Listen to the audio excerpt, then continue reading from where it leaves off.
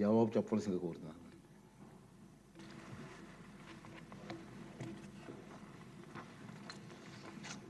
అధ్యక్ష,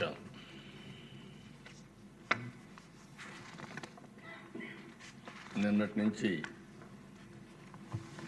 మనం బడ్జెట్ సమావేశాలు ప్రారంభించుకున్నాం. కూటమి ప్రభుత్వం వచ్చిన తర్వాత, ఎన్డీఏ ప్రభుత్వం వచ్చిన తర్వాత మొట్టమొదటిసారిగా పూర్తి కాలానికి బడ్జెట్ పెట్టుకుంటున్నాం.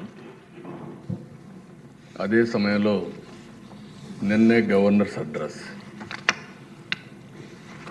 రాష్ట్రంలో జరిగే విధానాలన్నీ, ప్రభుత్వ విధానాలన్నీ చెప్పడం కోసం ఆయన స్పీచ్లో చాలా స్పష్టంగా కవర్ చేశారు. ఎన్ని ఇబ్బందులున్నా 8 నెలల్లో ఈ ప్రభుత్వం ఏ విధంగా పనిచేసిన విషయాలు కూడా వారు చెప్పారు. పాలసీలు కానీ, తీసుకున్న నిర్ణయాలు కానీ, అభివృద్ధి కార్యక్రమాలన్నీ చెప్పారు. అదే సమయంలో దేశ మళ్ళీ ఒకసారి చూస్తే ఇప్పుడే మా మిత్రుడు పవన్ కళ్యాణ్ గారు చెప్పారు, తెలుగుదేశం, జనసేన, బీజేపీ ఈ 3 పార్టీలు కూడా కలవడం మా స్వార్థ ప్రయోజనాల కోసం కాదు, దగాబడ్డ ఈ రాష్ట్రాన్ని పునర్నిర్మాణం చేయాలనే ఏకైక లక్ష్యంతో ఆ రోజు కొంతమంది విమర్శించారు. ఆ రోజు కూడా మేము ఒకటే ఆలోచించాం. ఈరోజు రాష్ట్రంలో చాలా ఇబ్బందులు ఉన్నాయి, నిర్వీర్యం అయిపోయింది ఆర్థిక వ్యవస్థ, ఇప్పుడు కోలుకునే పరిస్థితులు కూడా లేవు.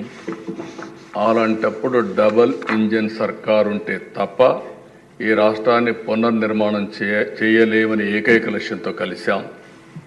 ఆ రోజు ఈ రోజుటికి ఒకే మాట మీద ముందుకు పోతున్నాం. నేను మనస్ఫూర్తిగా పవన్ కళ్యాణ్ గారిని ఈ సభ ద్వారా మరొకసారి అభినందిస్తున్నాను, ధన్యవాదాలు తెలియజేస్తున్నాను.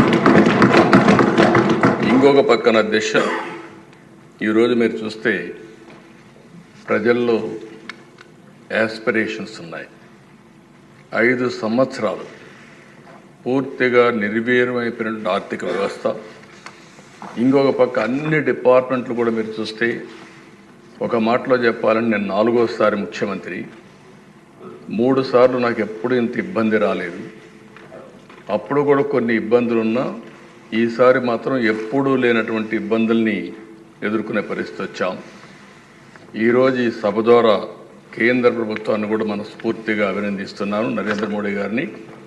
ఎందుకంటే దేశ ఈరోజు మనం అడిగిన దానికంటే కూడా నేను అనుకున్నాను ఇంకా సమయం పడుతుందని. సకాలంలో స్పందించి అన్ని విధాలా సహకరించినటువంటి నరేంద్ర మోడీ గారిని, కేంద్ర ప్రభుత్వాన్ని ఈ సందర్భంగా మనస్ఫూర్తిగా అభినందిస్తున్నాను. ఆ సహకారంగా లేకపోయింటే మనం ఇంకా చాలా ఇబ్బందుల్లో పడేవాళ్ళం.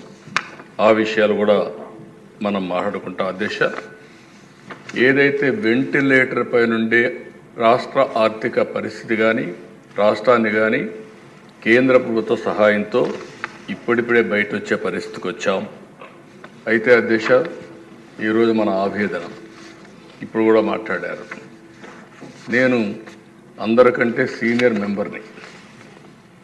ఇది దగ్గర 9వసారి, అంటే 9 సార్లు ఎమ్మెల్యే కావడం ఒక అరుదైన అనుభవం కూడా అధ్యక్ష.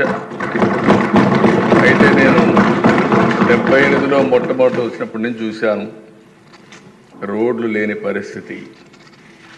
అప్పుడు ఎమ్మెల్యేకి ప్రివిలేజెస్ ఏంటంటే ఒక 3 గ్యాస్ కనెక్షన్లు, మిలిటరీ జీప్, నేరుగా తమిళనాడుకు పోతే ఆర్మీ నుంచి ఒక జీప్ ఇస్తారు. ఆ జీప్ కూడా నడవదు, దాన్ని ట్రోలింగ్ చేసుకొని రావాలి, వచ్చి రిపేర్ చేసుకొని. అప్పుడు రోడ్లు కూడా అదే పరిస్థితి, ఏ ఊరికి కూడా రోడ్లు ఉండవు. జీప్ ఉంటే తప్ప కాన్స్టిట్యున్సీలు తిరగలేవనే ఉద్దేశంతో అప్పుడు ఆ ఫెసిలిటీ ఇచ్చారు అధ్యక్ష. ఈరోజు ఎమ్మెల్యేస్ గుర్తుపెట్టుకోవాల్సిన అవసరం ఉంది. ఈరోజు మనం చూస్తే అధ్యక్ష, ఆ రోజు కరెంటు లేని పరిస్థితి నుంచి ఈరోజు మన ఇండ్లపైనే కరెంటు తయారు చేసుకునే పరిస్థితికి వచ్చాం. అదే మాదిరిగా దశ ఆ రోజు ఫోన్లు కూడా నేను చెప్పాను ఇంత మునుపు, ఫోను కూడా ఆన్ ప్రియారిటీ ఇచ్చేవాళ్ళు. ఈరోజు మనం అందరం చూస్తే సెల్ ఫోన్లు పెట్టుకొని హౌస్లో కూడా పనిచేసుకునే పరిస్థితికి వచ్చాం. అయితే ఆ దిశ ఈ సభలు చాలాసార్లు నేను చూశాను. ఈ సభ